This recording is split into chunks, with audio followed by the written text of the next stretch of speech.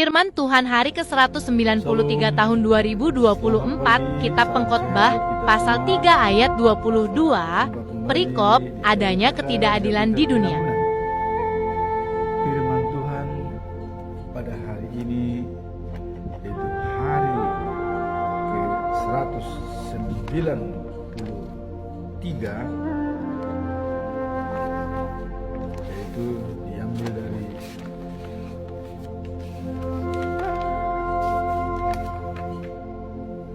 Pengkhotbah, yaitu dari Raja Salomo pasal 3 ayat 22 dengan perikop ketidakadilan di dunia sebagai ayat inti pada hari ini, yaitu aku melihat bahwa tidak ada yang lebih baik bagi manusia dan daripada bergembira dalam pekerjaannya, sebab itu adalah bagiannya, karena siapa akan memperlihatkan kepadanya apa yang akan terjadi sesudah dia. Itulah bacaan firman Tuhan pada hari ini, dan sebagai bacaan pagi diambil dari 1 Yohanes pasal 5 ayat 13 sampai dengan 15, yaitu merupakan sambungan dari ayat yang kemarin. Hidup sejati dan kekal. Sebagai bacaan malam diambil dari kitab Yakobus pasal 1 ayat 16 sampai dengan 18 dengan perikop cobaan dan godaan, selalu waspada. Kita masuk dalam ayat hari ini, yaitu diambil oleh yang disampaikan oleh pengkhotbah atau Raja Salomo dengan perikop ketidakadilan di dunia. Apa alasan pengkhotbah Raja Salomo mengatakan bahwa ketidakadilan di dunia? Raja Salomo menggambarkan bahwa di dunia ini seharusnya ada keadilan dan kebaikan, tapi juga kejahatan berbaur dan bercampur menjadi satu. Salomo mengatakan,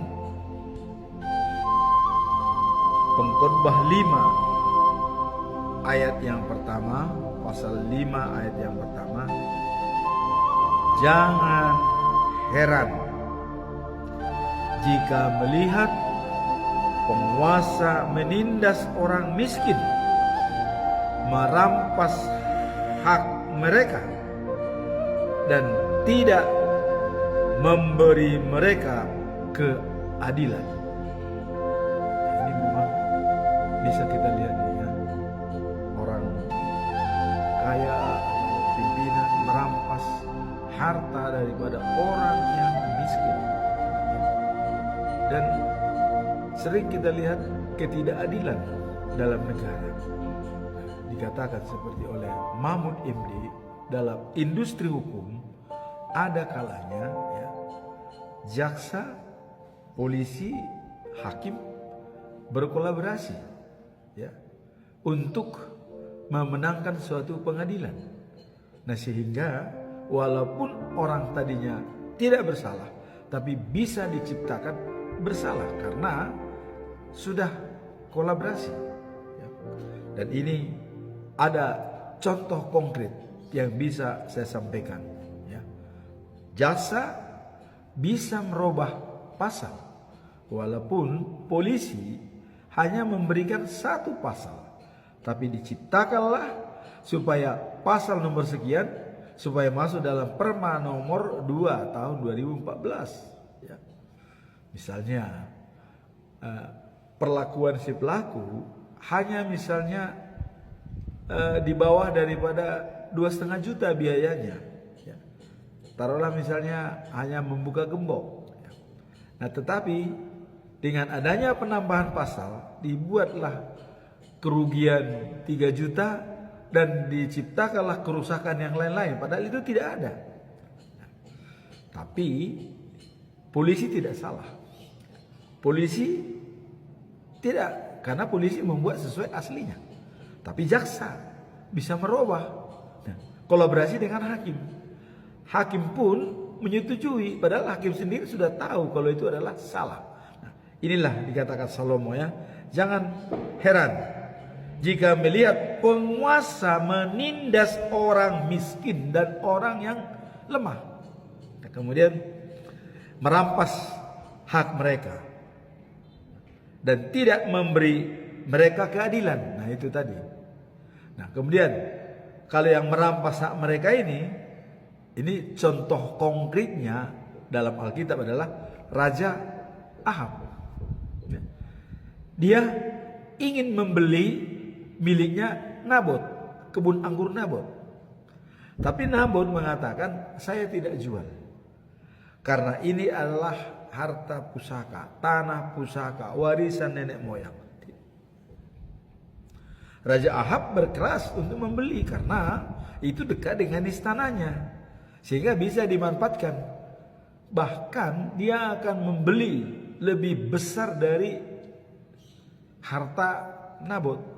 Tapi Nabot care dengan tanah pusaka, karena di Israel itu tanah pusaka itu sangat mahal harganya. Itu dihargai, bukan banyak. Siapa yang mempertahankan hak warisan pusaka itu dianggap itu orang yang mempertahankan hak daripada leluhurnya. Nah, sehingga dia merampas. Jadi pengaruh daripada istrinya, Isabel, ya. Nah, Ahab lapor kepada Isabel. Datang Isabel, wah itu mah gampang. Jangan khawatir, saya bisa ciptakan sesuatu. Itu pokoknya itu buat kamu. Kamu jangan murung. Tanah itu akan menjadi milikmu. Dibuatlah rekayasa. Ya. Dipanggil orang dan dikatakan kepada mereka supaya mau jadi saksi di depan umum. Padahal ini rekayasa. Katakan di depan umum bahwa Nabot menghina raja. Dalam penghinaan itu kita tidak tahu apa penghinaan. Pokoknya dikatakan Nabot menghina raja. Kita tidak jelaskan apa yang dihina. Nah, sehingga dengan dikatakan Nabot menghina raja, itu dibenarkan oleh 2 orang saksi yang direkayasa oleh Isabel. Dipanggillah 2 saksi tersebut. Oh ya, benar. Nabot itu menghina raja. Saya saksinya. Saya tahu persis dia mengatakan itu. 1. Datang lagi yang 1. Ya, itu benar. Nabot itu benar-benar menghina raja. Ada. Kami tahu persis. Saya saksinya. Di Israel 2 orang saksi itu sah untuk dihukum. Akhirnya masyarakat karena 2 saksi orang ini adalah menghina raja. Raja itu adalah wakil Tuhan. Ya, waktu mereka dulu minta raja, ya, Tuhan mengizinkan. Dianggap raja itu di sana merupakan perwakilan dari Tuhan. Kalau raja dihina, wah, marah masyarakat. Akhirnya apa? Nabot dihukum mati. Sehingga Nabot mati, dilempar dengan batu oleh semua masyarakat, dia mati. Akhirnya datang Isabella. Ahab, ambillah kebun anggur Nabot. itu milik, diambil. Tapi di baliknya itu darah Nabot itu menangis dan Tuhan Allah mendengar apa pernyataan Allah. Raja Ahab dan Isabella akan mati dan mayatnya digigit anjing, dijilatin oleh anjing kedua-duanya katanya. Tuh. Dan itu kejadian.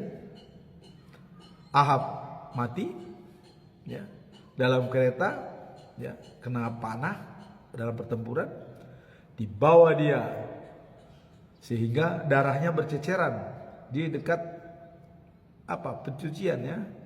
Nah, di situ anjing menjilati darahnya. Kemudian Isabel dilempar dari lantainya, rumahnya lantai 2, jatuh ke bawah, darahnya berantakan dan mayatnya hampir tidak dikenal. Nah, kemudian anjing juga menjilat darahnya. Nah, itulah kalau sudah Allah mengatakan demikian, terjadi. Itulah yang dikatakan oleh Salomo ya, bahwa ketidakadilan di dunia ini bercampur dengan kejahatan. Nah, ini suatu bukti ketidakadilan itu bisa merampas hak, bisa menguasai harta, bisa membelokkan hukum. Ya. Tadi sudah dibelokkan hukum, saksi yang berdusta. Dan saksi yang berdusta itu sangat dibenci oleh Allah, ya, sangat dibenci. Nah, kemudian kalau kita lihat di sini, bahwa di dunia ini seharusnya ada keadilan dan kebaikan, ya. Jadi dikatakan tadi, jangan heran jika melihat demikian. Nah, kemudian Salomo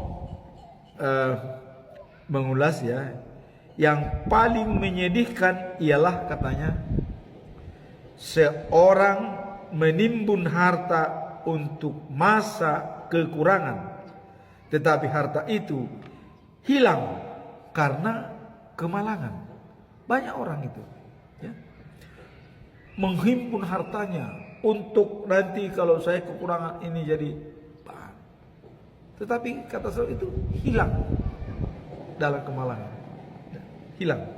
Itu sangat sedih katanya ya. Ya, bayangkan orang mengumpul harta ya, maksudnya untuk menyimpan supaya dia bisa lebih enak. Tapi karena dia tidak melihat risikonya dan tidak bersama Allah, habis, hancur. Beda dengan Sakeus, banyak harta, tapi separuh dari harta saya berikan kepada orang miskin. Sakeus menyatakan kepada Yesus ya waktu itu. Nah, kemudian ada lagi nih. Nah, sehingga tak ada yang dapat diwariskannya kepada anak-anaknya. Nah, dalam Injil Lukas ya pasal 12 ayat 15 kita juga melihat ya, hartawan yang bodoh. Jadi orang yang kaya raya, yang banyak hartanya tapi dia bodoh. Ini Yesus pernah bercerita kepada murid-muridnya. Nah, diceritakan begini. Jadi hati-hatilah dan waspadalah, jangan sampai kalian serakah. Sebab hidup manusia tidak tergantung dari kekayaan, walaupun hartanya berlimpah-limpah. Jadi manusia bukan tergantung kepada kekayaan, walaupun hartanya berlimpah-limpah. Kemarin saya katakan, kekayaan dan kemiskinan dapat diukur dari tingkat pergaulan. Kalau kita banyak bergaul, itulah harta kita sebenarnya. Kalau kita kurang bergaul, kita miskin. Jadi bukan harta yang kita simpan di bank atau di mana-mana itu menjadi milik kita, tidak. Pergaulan. Ya coba. Kalau satu kampung kita tidak bergaul, bagaimana mungkin kita bisa mendapatkan hasil yang baik? Walaupun harta banyak, percuma. Taruhlah misalnya kita di hutan, nggak ada pergaulan, punya harta segala dunia, apa jadinya? Makanya saya katakan, kekayaan dan kemiskinan dapat dilihat dari pergaulan, bukan dari harta yang kita miliki, bukan pergaulan. Kalau kita memang bergaul dengan baik, kita punya harta yang tidak terbatas nilainya, ya, tidak terbatas. Nah, sekarang Yesus bercerita nih. Jadi Yesus mengatakan, ada seorang mempunyai tanah yang memberi hasil yang sangat baik, gandumnya, ya. Nah, kemudian orang itu mulai berpikir, ya. Jadi, wah, ini sudah tidak ada tempat lagi untuk menyimpan hasil tanahku. Dia berpikir begitu. Nah, lantas apa akalku sekarang? Nah, dia mencoba memikirkan. Nah, kemudian ia berpikir lagi dan berkata kepada dirinya sendiri. Jadi dia dengan dirinya sendiri konsultasi. Oh, kalau begitu udah begini saja katanya. Ada akal. Gudang-gudangku akan kurombak, lalu bangun yang lebih baik. Jadi gudang-gudang lama itu dibongkar semua, dirombak, dibangun dengan lebih baik lagi, ya, dibangun. Nah, disitulah akan kusimpan semua gandumku serta barang-barang yang lain. Jadi begitu dia rombak gudangnya, dia bikin yang bagus, disimpanlah semua di situ hartanya, gandumnya dan barang-barang lain yang berharga, disimpanlah semua di situ. Nah, kemudian akan kukatakan, ya, kepada diriku sendiri. Jadi dia tetap mengatakan kepada, wah, aku beruntung, katanya. Segala yang baik sudah kau miliki. Nah, itu kepada dirinya. Kau beruntung. Segala yang baik sudah kau miliki. Hartamu sudah simpan dengan bagus, sudah enak, tidak ada masalah. Kamu tinggal duduk manis dan enak. Kira-kira begitu, ya, pikirannya. Nah, kemudian dia bilang, tidak akan habis. Jadi harta yang dimiliki itu tidak akan habis selama bertahun-tahun. Mungkin selama, ya, seumur hidup dia kalau dia masih hidup. Kira-kira begitu, ya. Nah, kemudian dia bilang, istirahatlah sekarang, makan minumlah dan nikmatilah hidupmu. Nah, tadi Yang Salomo mengatakan tidak ada yang baik di dunia ini kecuali dalam menikmati hasil makanannya sendiri, ya. Nah, karena dia mengatakan tidak ada bedanya manusia dengan binatang, katanya. Nah, kemudian dia istirahat, makan minum, datanglah Allah. Karena hartawan yang bodoh, ya, semuanya dia menyimpan, bukannya memberi orang makan, bukannya membantu orang miskin, tapi dia menyimpan harta itu persediaan, ya, untuk nanti stok, bukan membantu orang lain, ya. Hartanya jadi tidak bermanfaat bagi orang lain. Dia sendiri yang menciptakan. Datanglah Allah berkata kepadanya, hai bodoh, katanya kepada orang kaya itu, malam ini juga engkau akan mati. Wah, selesai, mati. Kemana hartanya yang sudah di gedungnya, simpan gudangnya, banyak gedungnya? Malam ini kau akan mati, kata Tuhan. Lalu siapakah yang akan mendapat sekarang kekayaan yang sudah kau kumpulkan untuk dirimu itu?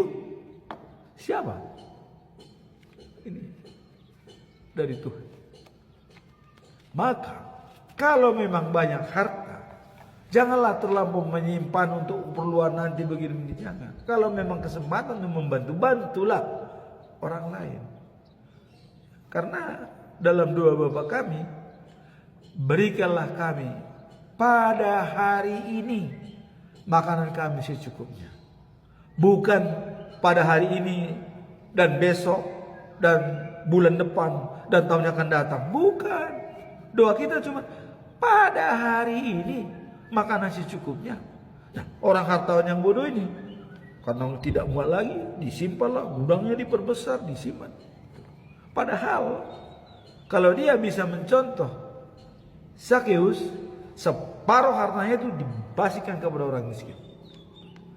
Karena Yesus juga begitu. Kalau mengikut aku, ada orang wartawan pernah mengatakan kepada Yesus, saya sudah melakukan semua firman-Mu Tuhan. Sudah melakukan ini, sudah melakukan ini, semua sudah lakukan, perintah-perintah sudah lakukan. Ada satu lagi yang tidak kau lakukan, katanya. Apa itu Tuhan, katanya? Jual hartamu, bagi kepada orang miskin. Wah, dia pikir sulit ini. Akhirnya dia pergi. Maka Yesus mengatakan, sulit bagi orang kaya masuk anggota umat Allah. Karena dia memikirkan sulit bagi orang untuk menjadi anggota umat Allah. Nah, makanya dikatakan bahwa itulah kalau orang miskin ya gampang menjadi anggota umat Allah. Tapi orang kaya itu sulit. Nah, makanya Yesus juga memilih pengikut-pengikutnya semua itu dari kaum nelayan, ya, dari pemungut cukai yang dibenci oleh masyarakat. Itu yang diambil Yesus menjadi pelayan. Nah, makanya Allah mengatakan, ya, kurahasiakan masalah, ya, keagungan Allah atau Trinitatis itu kepada orang-orang yang berilmu, yang terpelajar, ya, dirahasiakan. Tapi bagi orang-orang yang tidak terpelajar, yang biasa, yang dungu, yang memang ikhlas, dia akan sampaikan kebenaran firman Tuhan itu. Nah, sekarang kita lihat perdebatan di YouTube, ya. Ada yang profesor, doktor, oh jago, enggak. Tuhan itu, tapi ada orang yang enggak. Yesus itu adalah Tuhan. Dia Allah sendiri turun dari atas untuk menyelamatkan dunia. Karena Allah tidak boleh turun ke dunia. Terus bagaimana menyelesaikan? Udah jelas. Tapi orang-orang yang profesor, yang pintar, yang jago, tidak. Wah, enggak. Mana mungkin Yesus berdoa kepada Tuhan, Allah berdoa kepada Allah, katanya. Wah, jadi udah lain, ya. Dia tidak tahu di dunia Yesus itu sebagai manusia. Tapi walaupun dia sebagai wujud manusia, dia mengerti apa kehendak Allah, ya kan? Itulah rahasia, itulah yang tidak diketahui oleh teman-teman yang mengatakan selama ini Yesus bukan Tuhan. Anda belum mendapatkan rahasia itu, maka Anda harus dimasuki Roh Allah dulu, baru Anda bisa mengatakan bahwa Yesus adalah Tuhan yang datang ke dunia ini untuk menyelamatkan manusia. Jadi selama Anda tidak dimasuki oleh Roh Allah, Anda akan tidak pernah mengerti siapa itu Yesus. Dan itu masih dirahasiakan oleh Allah. Dan itu sudah dikatakan akan kurahasiakan bagi orang yang terpelajar, yang masih hewan. Oh, menggali buku, diambil buku-bukunya. Oh, enggak, Tuhan bukan. Ya, kita hanya simpel. Kenapa dia Tuhan? Nah, karena waktu Allah murka, ya, waktu dulu Allah memimpin langsung kerajaan dunia ini, orang murka mati langsung. Maka dikatakan, kau hormati aku menghormatimu. Tapi kau hina aku menghinamu, membunuh kamu.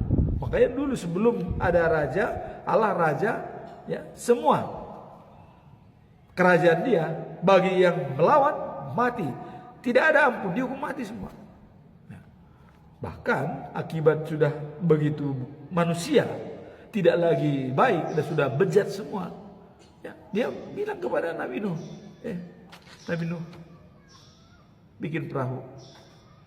Saya akan memusnahkan semua manusia di dunia.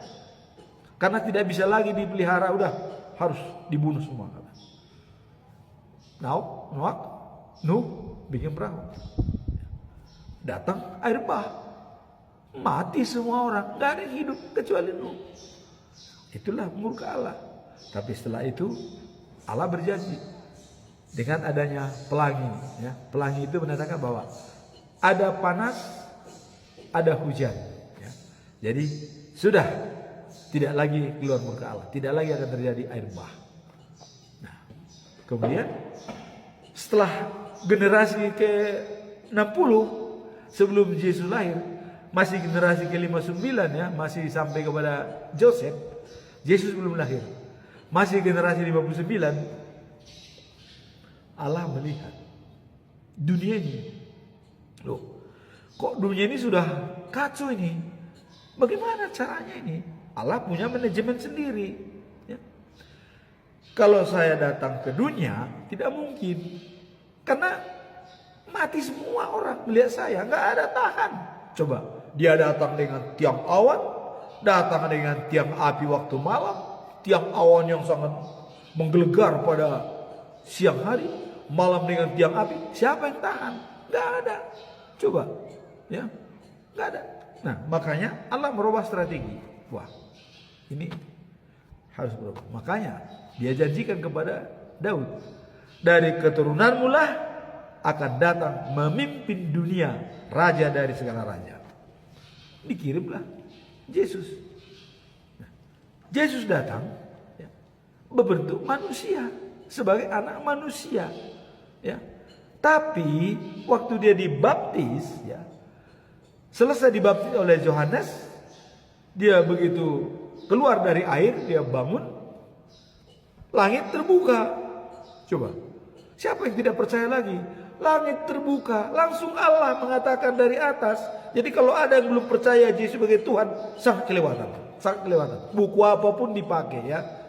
Dan buku yang pertama, karena agama itu kan satu. Jadi Yahudi, Kristen, Islam itu satu sumbernya, tidak ada dua, sama. Ya. Jadi agama Yahudi, agama Kristen, dan agama Islam sumbernya satu. Nah, sumber dari agama Yahudi ini, itulah ya dalam perjanjian baru waktu dibaptis itu datang kata-kata dari Tuhan Allah dari langit. Inilah anak kesayanganku. Dan kepada dialah aku berkenan. Dan dia menyenangkan hatiku. Coba. Allah sendiri yang berbicara. Masih gak percaya kita, kelewatan. Kalau ada orang tidak percaya itu kelewatan itu. Makanya itulah kalau dimasukkan roh Allah ya. Coba. Langsung berbicara. Nah maka Yesus datang. Kalau seandainya Allah turun, tidak ada yang selamat, manusia mati semua. Tapi dengan berbentuk manusia dia datang ke bumi, maka manusia selamat. Nah makanya dia selalu mengatakan, saya mengenal Allah, Allah mengenal saya. Allah tahu tentang diri saya, dan saya juga tahu tentang diri Allah. Saya berada di dalam Bapa, Bapa berada di dalam saya. Berarti ya Allah itu ya Yesus. Tidak ada lagi. Ya, makanya dia kira juga, akulah jalan, hidup dan kebenaran. Tidak ada yang bisa sampai ke surga tanpa melalui aku. Dia jalan. Nah kalau dia jalan, terus kita mau cari jalan apa untuk masuk bertemu dengan Allah? Hanya Yesus jalan. Ya. Nah, jadi di sini dikatakan bahwa orang bodoh, tadi dikatakan bahwa dia menimbun hartanya, lantas dengan sombongnya dia, apalagi yang kurang, semua sudah cukup. Tapi datang Tuhan Allah, malam ini kamu mati. Siapa yang memiliki hartamu? Selesai. Ya. Nah, maka selalu saya katakan, orang bijak tahu datangnya bahaya. Tapi orang bodoh tutup mata dan mati. Orang bijak tidak menjamin kalau dia masih hidup besok. Tapi orang bodoh dia masih bisa menjamin besok dia masih hidup. Sehingga dia masih bisa ya masa bodoh tidak peduli. Tapi orang bijak dia sangat care. Selalu dia bersama dengan Tuhan setiap waktu. Karena dia bisa menjamin kalau besok dia masih hidup. Nah, inilah mengenai dibilang oleh Raja Salomo tadi ya, yang paling sedih katanya adalah seorang menimbun harta untuk masa kekurangan, tetapi harta itu hilang karena kemalangan. Coba, hilang karena kemalangan. Kemalangan tadi mati. Jadi Raja Salomo sudah menyatakan ini ya. Kemudian dikuatkan lagi dengan cerita dibuat oleh Yesus. Ada seorang, ini kejadian ya. Nah, kemudian dari sini demikianlah jadinya ya, dengan sikap setiap orang yang berusaha ya menjadi kaya untuk dirinya sendiri. Jadi kalau ada orang menjadi kaya untuk dirinya sendiri ya, tapi tidak berusaha menjadi ya kaya di mata Allah. Jadi kalau kita mau kaya, jangan kaya terhadap diri kita sendiri, tetapi biarlah kita kaya di mata Allah. Kalau di mata Allah kita kaya, Allah sudah mengatakan, ya, berikan persembahan terbaik bagi aku. Malah 1/10 yang diminta. Allah cuman banyak-banyak, 1/10. Tapi Zakheus memberikan separuh. Coba, ya, dilewati oleh Zakheus. Separuh harta saya serahkan kepada orang miskin. Kalau orang-orang di dunia ini Allah hanya mau 1/10, tidak semua, ya, cuma 10%.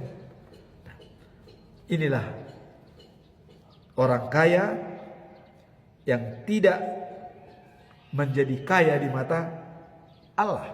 Akhirnya seperti ini. Nah, kemudian Salomo mengatakan Allah akan mengadili orang yang baik maupun yang jahat. Jadi pada saatnya nanti katanya, dengan ketidakadilan yang ada di dunia ini, dengan adanya orang menimbun harta dan tidak berbaik kepada orang, Allah akan mengadili semua orang yang berbuat baik dan yang berbuat jahat. Inilah merupakan suatu dikatakan Salomo itu bahwa kalaupun di dunia ini tidak mendapatkan keadilan, tapi di mata Tuhan nanti semua akan terlihat bahwa nasib kita tidak berbeda dengan binatang, katanya malah. Nah, kemudian ada kesimpulan daripada Salomo ya. Allah menguji kita ya, untuk menunjukkan bahwa nasib kita tidak berbeda dengan binatang. Kenapa Salomo mengatakan tidak berbeda dengan binatang? Ya, karena nasib manusia dan binatang itu kayak sama. Binatang mati, manusia juga mati. Jadi hidup itu sia-sia, seolah-olah sia-sia. Nggak ada artinya hidup, kau mati. Toh juga kita hidup mati, binatang juga sama. Hidup mati. Jadi seolah-olah hidup ini sia-sia. Karena sama-sama menghadapi kematian. Nah, keduanya sama-sama makhluk ya. Jadi manusia tidak lebih beruntung daripada binatang. Sebab bagi keduanya hidup itu sia-sia katanya. Alias pada waktunya semua berakhir, tidak ada yang abadi. Mereka menuju ke tempat yang sama. Manusia berasal dari debu, kembali ke debu. Binatang juga berasal dari debu, kembali kepada debu. Nah, cuman dikatakan di sini, apakah roh manusia ya naik ke atas dan roh binatang turun di bawah tanah. Nah, jadi dengan demikian Salomo menganjurkan kepada semua umat manusia ya. Semua umat dikatakan Salomo. Sebab itu aku menyadari bahwa tidak ada yang lebih baik bagi manusia daripada menikmati hasil kerjanya. Selain itu tak ada yang dapat dilakukan. Jadi manusia ini hanya menikmati hasil kerjanya. Jangan ada orang banyak hartanya tapi mengeluh setiap hari, tidak menikmati ya, mengeluh, bahkan ya minta-minta. Harusnya dia sudah mampu, misalnya dalam ada contoh itu, arisan. Dia mampu, kalau ini dipesan untuk menghidupi kepada orang lain yang punya kalian. Tapi ini enggak, dimasak sendiri. Padahal dia udah capek. Hartanya banyak. Masak sendiri, enggak pernah diberikan kepada orang lain untuk berbagi. Ada itu contoh-contoh seperti itu ya. Itu contoh kecil. Jadi Salomo mengatakan tidak ada ya lebih baik daripada manusia ya untuk menikmati hasil kerjanya. Enggak ada. Nikmati. Jadi apa yang sudah kita hasilkan ya kita nikmati. Jangan kita selalu mengeluh tapi padahal hartanya banyak tapi mengeluh.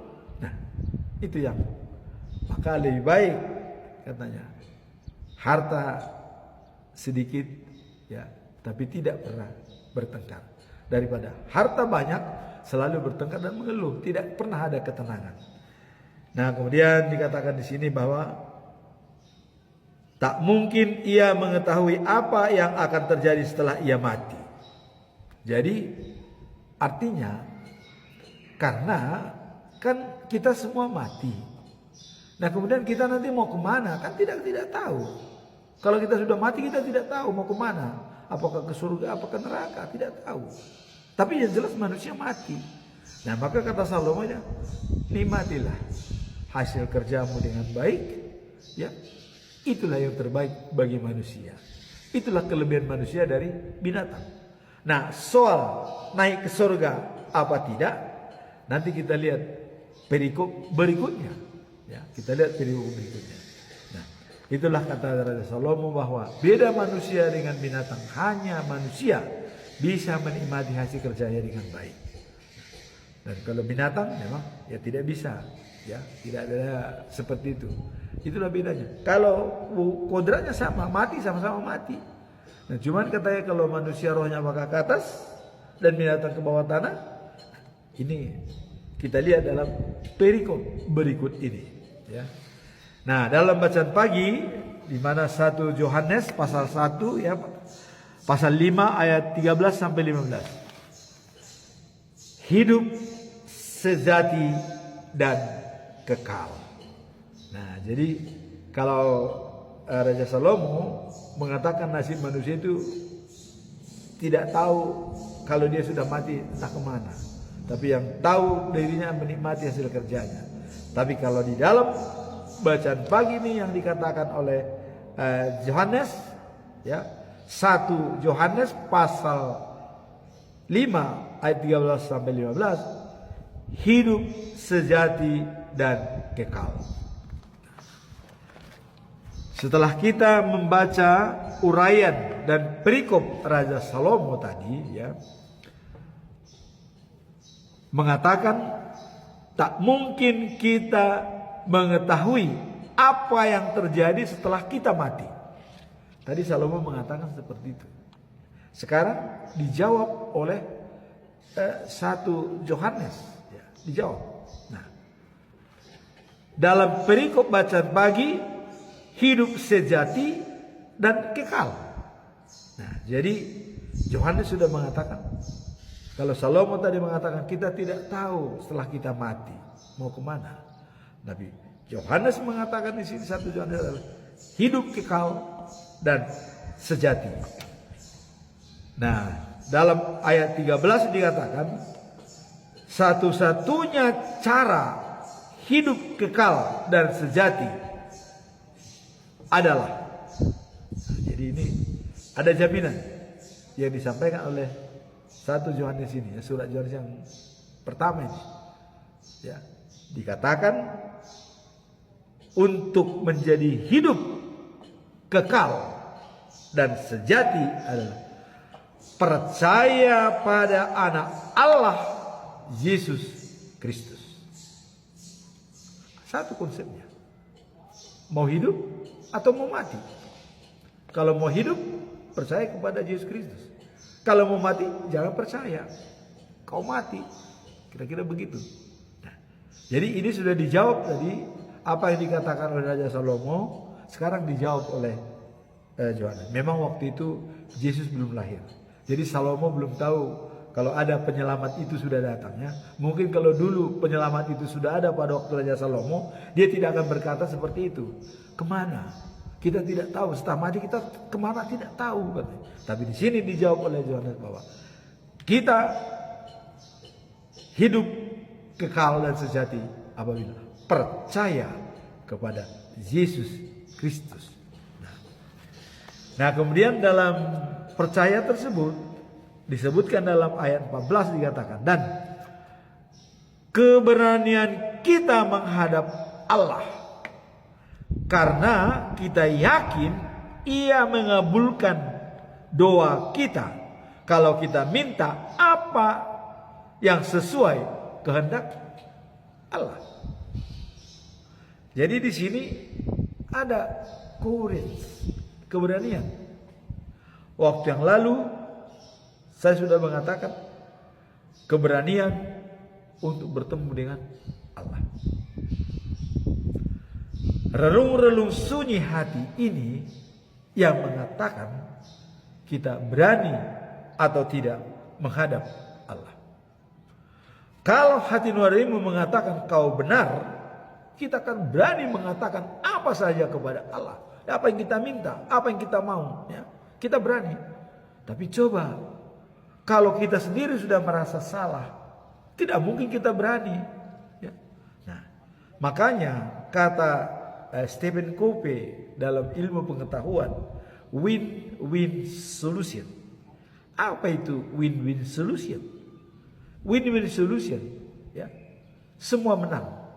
Tidak ada yang kalah, semua menang. Maka dikatakan ada seseorang yang selalu win-lose. Dia menang, yang lain kalah. Jadi dalam pemikiran dia punya keberanian yang tinggi. Dia berani, apa saja dia berani, ya. Tapi tidak punya timbang rasa, sehingga dia selalu win-lose. Yang lain dari loss, karena yang lain punya perasaan timbang rasa. Oh janganlah, nanti begini. Tapi kalau enggak, ini begini, win lose. Yang kedua, ya, yang timbang rasanya tinggi. Oh ini sudah begini, ini sudah begini katanya. Ya. Tapi dia tidak punya keberanian. Dia punya timbang rasa, dia tidak punya keberanian. Ya. Jadi yang punya timbang rasa ini, ya dia menang. Tapi yang tidak punya keberanian ini lose, ya. Jadi masih unggul yang punya timbang rasa. Ini tidak punya keberanian, ini punya timbang rasa yang tinggi sehingga dia berlaku. Jadi namanya lose win. Dia kalah, yang lain menang karena dia tidak berani. Wah enggak lah, nanti begini, takut. Tapi yang punya timbang rasa dia berjalan apa adanya. Tapi yang terbaik adalah keberanian tinggi dan konsideran tinggi. Courage tinggi, konsideran tinggi. Keberanian tinggi, timbang rasa tinggi, sehingga dia berani menjalankan karena timbang rasa tinggi, keberanian tinggi. Udah, jalan. Inilah dikatakan win-win. Menang. Itulah cara. Nah, sehingga kalau kita mau berani berhadapan dengan Tuhan, timbang rasa kita juga harus tinggi. Timbang rasanya apa? Sudah kita pikirkan dengan 4 anugerah manusiawi. Kesadaran diri, imajinasi, ya, hati nurani, mengambil keputusan. Maka kita berani menghadap Tuhan. Berani menyampaikan apa yang akan kita minta. Tidak ragu-ragu, tidak dom, ya, berani.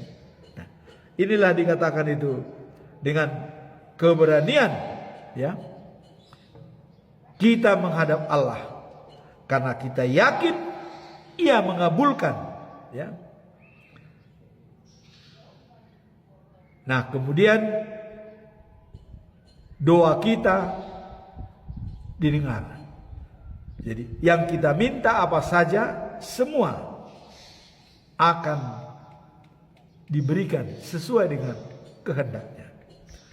Nah, kemudian ayat 15 dikatakan, karena kita tahu, ya, bahwa Allah mendengarkan kita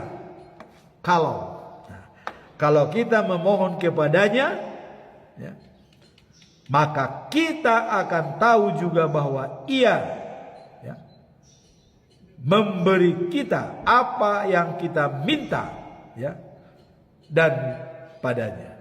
Jadi Dia akan memberi apa yang kita minta. Karena dengan adanya keberanian tadi, karena kita merasa benar, benar, dia berdoa. Ya. Jadi tidak merasa salah berhadapan dengan Tuhan. Coba, kalau kita merasa salah, kita sulitlah berhadapan dengan Tuhan. Tapi kalau kita merasa benar, tidak perlu ragu berhadapan dengan Tuhan. Ya. Ada kadang-kadang manusia kan sama-sama. Tapi kadang-kadang kalau kita berani mengatakan yang benar, dalam bahasa Batak kita sisogo. Banyak orang membenci karena manusia masih hidup seperti dunia, masih serupa dengan dunia orang lain.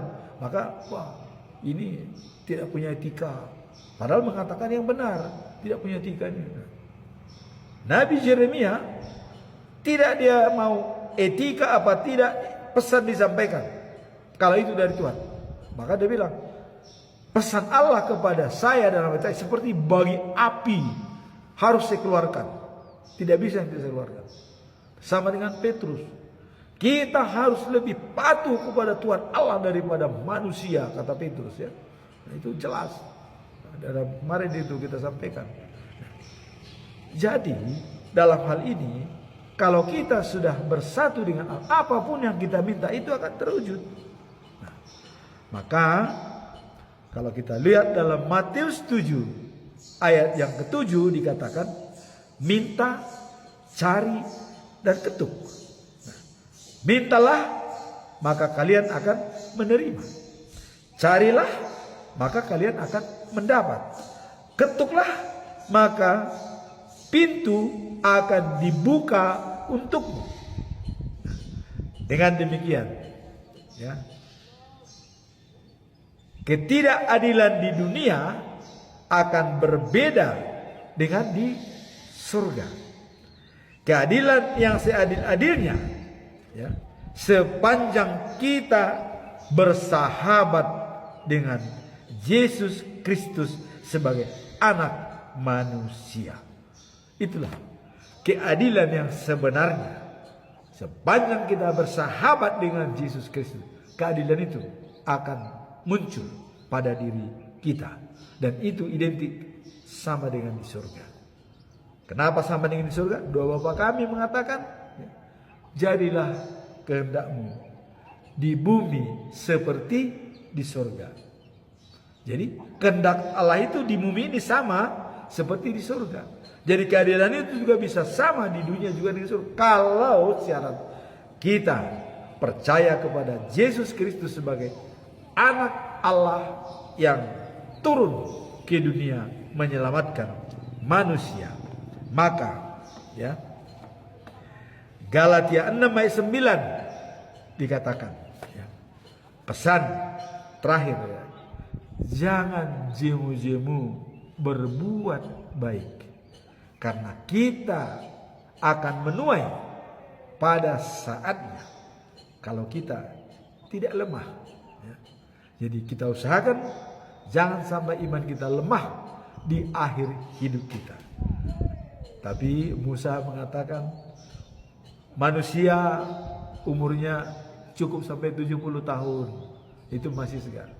Kalau sudah 80 sudah kesusahan kita. Apalagi sampai 95 bahkan sudah tidak bisa apa-apa lagi. Tapi ya, kita lihat Musa umur 120 tahun masih sehat, penglihatan masih segar bugar, dan masih bisa naik gunung. Nah itulah. Tapi dia mati di Bukit Nebo ya, mati. Dan Musa di sana akhir hidupnya. Tapi dia masih sehat dan segar bugar. Nah, jadi di sini tadi katakan jangan jemu-jemu berbuat baik, karena kita akan menuai pada waktunya apabila kita tidak lemah. Nah, maka Yesus mengatakan usahakan iman kepercayaanmu tetap, walaupun sebesar biji sawi katanya. Kamu bisa menebakkan pohon murbe itu ke tengah laut, menancapkannya. Hanya sebiji sawi, sawi itu kecil, ya.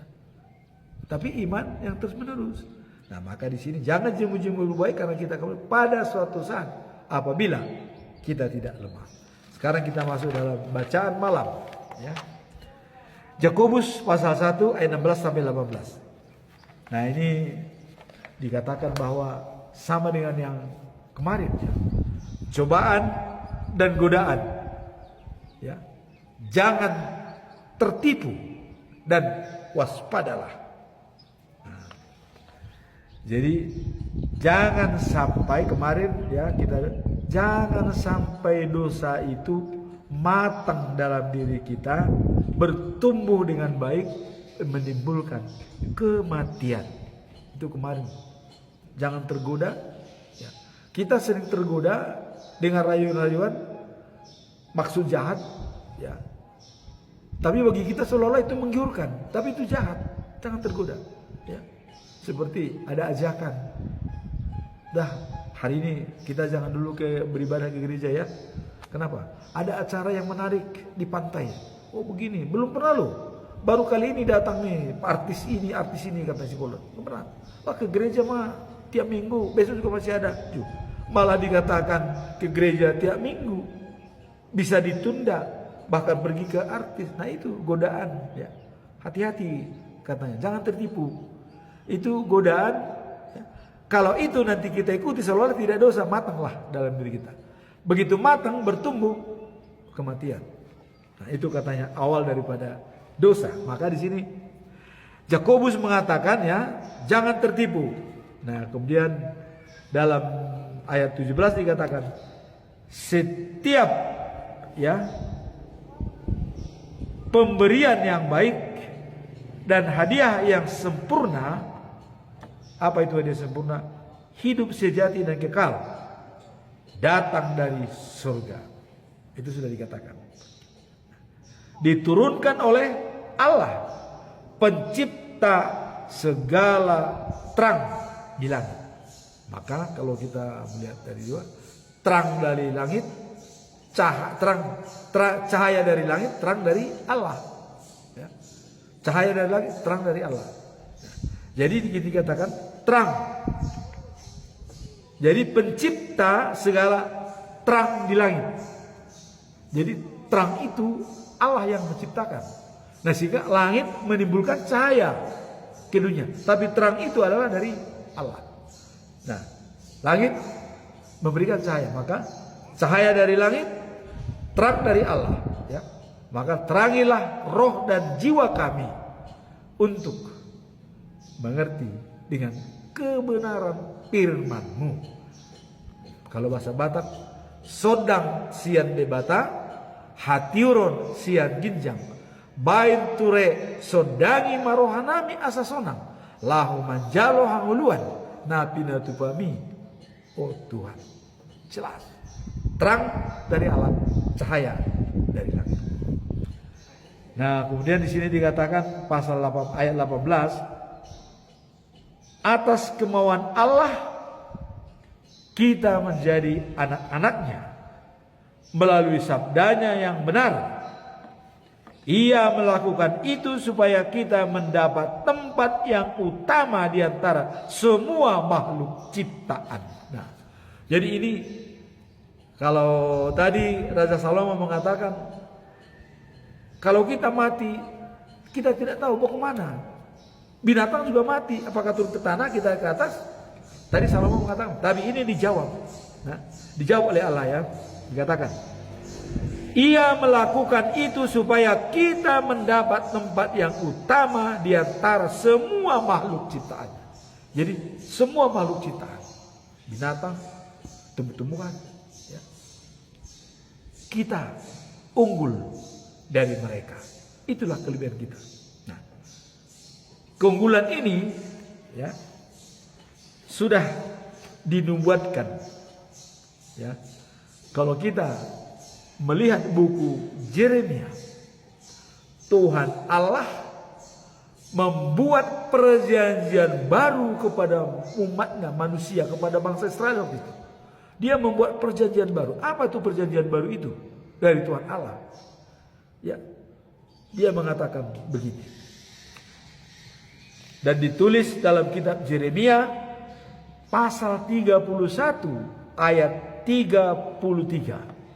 Perjanjian baru antara Allah dengan manusia.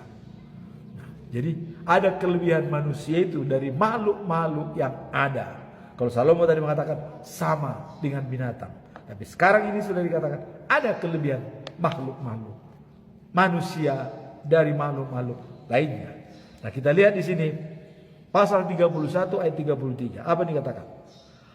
Hukum-hukumku akan kutaruh di dalam batin mereka dan kutulis pada hati mereka. Aku, kata Allah, aku akan menjadi Allah mereka dan mereka akan menjadi umatku. Jadi jelas. Nah, jadi atas kemauan Allah kita menjadi anak-anaknya. Jadi bukan kemauan kita. Kalau Allah mengatakan bukan kau yang memilih aku, tapi aku yang memilihmu menjadi anakku, jadi kesayanganku. Allah yang menentukan. Allah yang memilih kita menjadi umatnya, menjadi anak-anaknya. Ya. Nah, ini dalam buku Yeremia pasal 31-33 dikatakan itu. Jadi hukum-hukum akan kutaruh di dalam batin hukum. Nah, kemudian aku akan menulis pada hati mereka, ditulis dalam hati mereka. Kalau dulu Allah menulis dalam Loh Batu 2, ya, pada waktu Musa menerima hukum-hukum Tuhan dari Allah, Allah menulis dalam Loh Batu. Tapi sekarang bukan lagi dalam Loh Batu. Allah menulis langsung ke dalam batin kita, dalam hati kita. Sehingga katanya tidak perlu lagi orang lain mengatakan, mengajar kepada orangnya, kenallah Tuhan. Gak perlu lagi saya mengatakan, karena sudah ditulis. Nah, jadi bagi orang manusia di dunia ini yang belum mengerti dengan pasal ini, bahwa Allah menulis ke dalam dirinya, rugi. Kalau ada orang yang masih belum mengenal Yesus yang sebenarnya, belum mengenal Allah yang sebenarnya, belum mengenal Roh Kudus yang sebenarnya, sangat rugi. Sangat rugi. Nah, makanya bangsa Yahudi waktu Yesus ada katakan, "Hei, keturunan ular," katanya. Orang busuk, katanya. Orang Yahudi bilang busuk, keturunan ular. Karena tidak percaya pada Yesus, dibilang keturunan ular. Coba. Apakah sampai sekarang? Tapi saya kira sudah berubah, ya. Sudah berita Tuhan Yesus sudah beredar dan dikatakan bertobatlah hai bangsa Yahudi. Itu kata Petrus. Bertobatlah, bertobatlah. Petrus yang berkhotbah pada waktu Roh Kudus datang kepada dia di Yerusalem, bertobatlah. Nah, sehingga 3.000 orang dibaptis pada saat itu. Itulah kuasa Roh Kudus. Nah, maka di sini juga tadi karena Allah sudah menulis ke dalam diri manusia, maka dikatakan, aku menjadi Allah mereka dan mereka menjadi umatku. Jadi Allah sendiri yang menentukan kita umatnya apa tidak. Pertanyaan bagi kita, sudahkah kita menjadi umat Allah? Ya, mari kita jawab dengan iman, bukan dengan kata-kata, bukan dengan penglihatan. Jawablah dengan iman. Karena imanlah yang menentukan kita percaya apa tidak kepada Tuhan Yesus Kristus. Nah, semoga dengan firman hari ini yang pertama tadi adalah ketidakadilan di dunia dikatakan oleh Raja Salomo. Nah, kemudian dikatakan oleh Yohanes hidup sejati dan kekal sebagai jawaban. Nah, kemudian terakhir adalah godaan dan cobaan, ya. Jangan tertipu dan waspadalah. Berbahagialah orang yang menerima cobaan, sebab kalau ia kuat dalam pencobaan itu, dia akan beroleh hidup yang kekal. Amin. Tuhan memberkati.